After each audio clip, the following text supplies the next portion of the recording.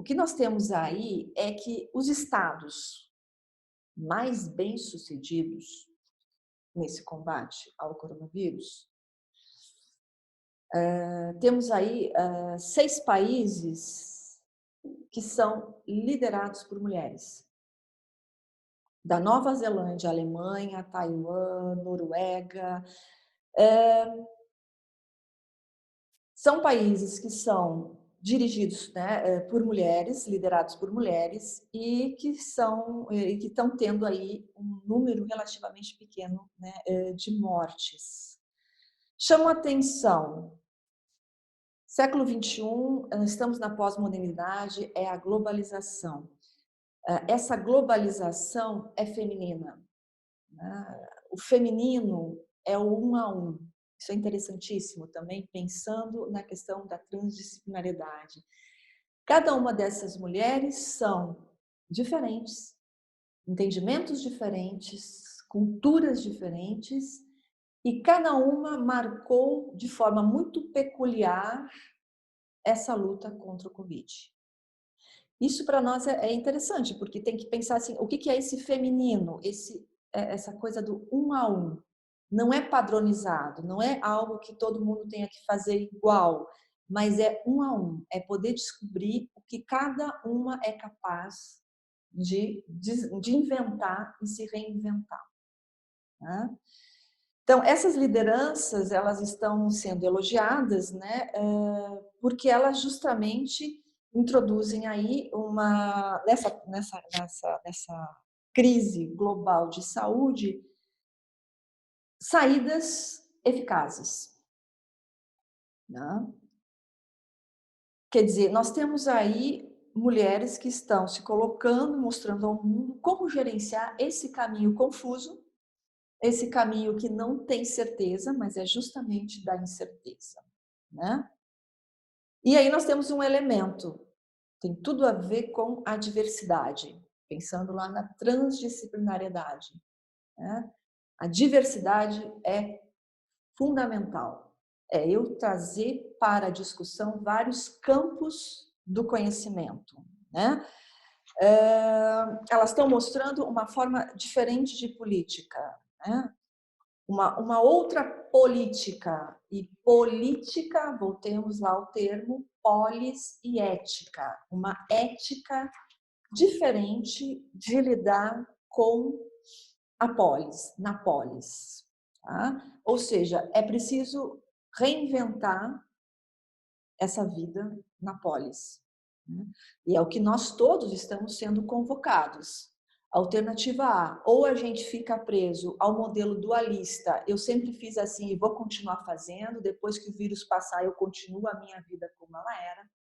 Ou alternativa B, eu vou ter que entrar nesse processo de transformação, que não é uma transformação só individual, mas é uma transformação coletiva, né? Quer dizer, o mundo precisa rever e o mundo vai ter que tomar outras direções para evitar voltar a ter que enfrentar de novo uma pandemia dessa magnitude, né?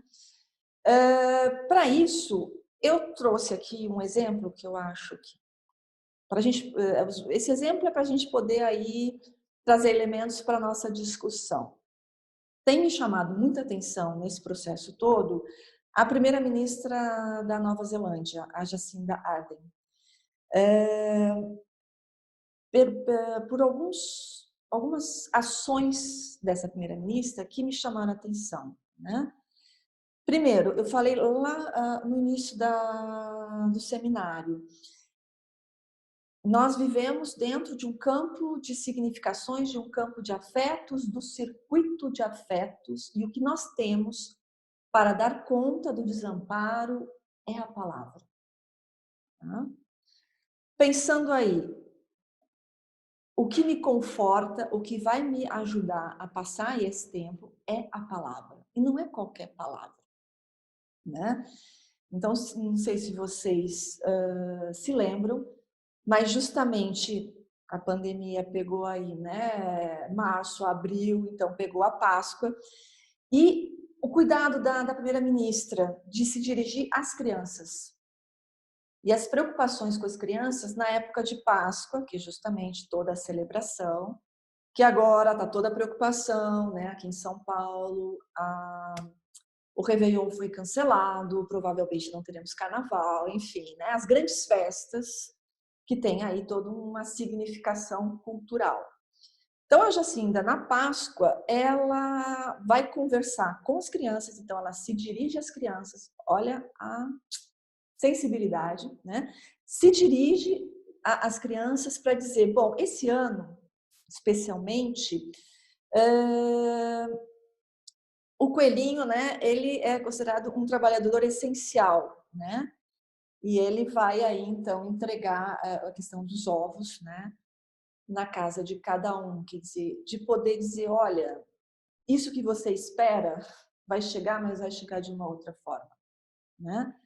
Então, se a gente pegasse e comparasse há um tempo atrás, como assim um chefe de Estado se dirige às crianças para tentar acolhê-las, né? Seria impensável, né? Só foi possível justamente com essa outra posição dentro da política, né? E aí nós temos o quê?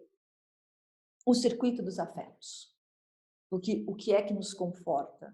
As palavras, né? Quer dizer, de poder ser acolhida, né? Essa preocupação. Né?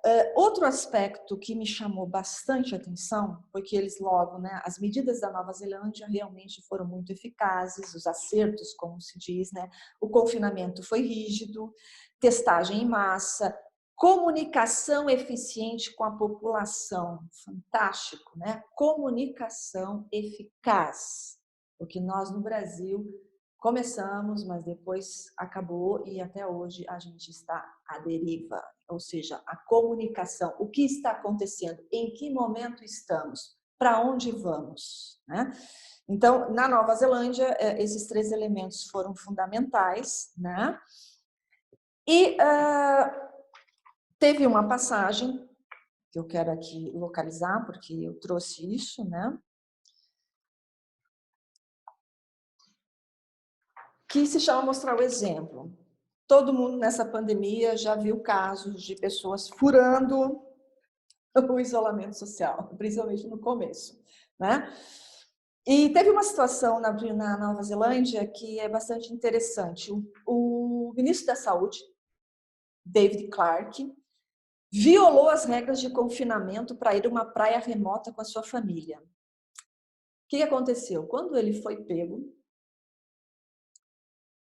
a primeira-ministra repreendeu o titular publicamente, né? Repreendeu. O ministro chegou a oferecer a carta de demissão. Interessante a posição e a resposta da primeira-ministra. Ela disse não, ela não aceitou a demissão dele. Por quê? Porque o país não poderia se dar ao luxo de uma mudança abrupta na pasta. Olha que resposta.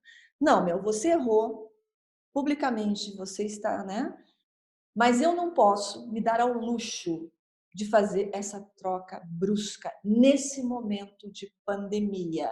Então, o primeiro-ministro foi mantido, teve seu status rebaixado e perdeu funções no Ministério das Finanças. Ou seja, não, você vai ter aí um ônus por ter feito o que fez, mas não me dou ao luxo. Nossa população não pode se dar esse luxo. Nesse momento, no Brasil, nós não temos um ministro da saúde oficial. Ou seja, a gente pode se dar ao luxo de trocar 2 ministros, colocar um terceiro interino e não sabemos quando e se teremos um ministro da saúde. Vejam a diferença de tratamento de Estado frente aos seus, né? Então, essa atitude, né, essa posição da ministra mostra o seguinte: você errou, reconheça o erro e você tem que dar conta agora do seu lugar, né? Então, esse ponto eu achei importante, relevante para a nossa discussão, que é justamente o seguinte: em plena pandemia, as coisas acontecem, não é só o vírus que está aí colocando a gente em xeque, mas é toda a estrutura de Estado, é toda uma coletividade. E a nossa intervenção, né, no sentido de uma intervenção mais eficaz, é no sentido da coletividade. Quanto mais eu tiver palavras, mais eu tenho condições de colocar esse circuito dos afetos em movimento. Quando eu nego informação, quando eu nego palavra, quando eu nego um acolhimento ao coletivo, o que eu estou fazendo? Eu não estou protegendo. Muito antes, pelo contrário, eu estou jogando esse povo para um grande desamparo. Né? Desamparo a nível coletivo. Voltando ao que eu dizia antes, não é um problema meu, não é um problema teu, é um nosso problema, nosso enquanto coletividade. Quer dizer, se nós não entrarmos num funcionamento coletivo em prol de que a gente possa sair dessa e sair dessa melhor, se é que é possível, né? Mas sairmos já está de bom tamanho, é preciso que a gente se volte para os pactos sociais.